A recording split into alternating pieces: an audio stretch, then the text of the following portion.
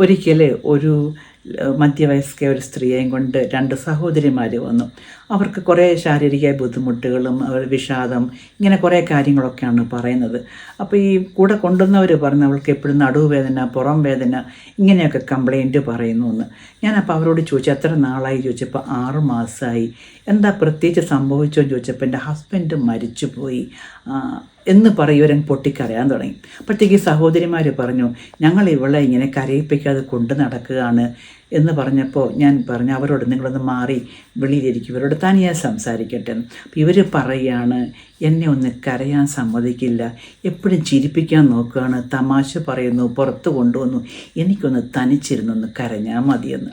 അപ്പം ഞാൻ ശരിക്കും അവരോടൊരു 1 മണിക്കൂറിൽ കൂടുതൽ സംസാരിച്ചു. അവർക്ക് മനസ്സ് തുറന്ന് വിങ്ങി പൊട്ടിക്കരഞ്ഞ്. കാരണം ആ സപ്രസ്ഡ് ഗ്രീഫാണ്. ഈ സപ്രസ്ഡ് ഗ്രീഫാണ് ഇവർക്ക് ഈ രോഗമായിട്ട് മാറിയിരിക്കുന്നത്. ഇതിന് നമ്മൾ സൈക്കോസൊമാറ്റിക് ഡിസീസ് എന്ന് പറയും.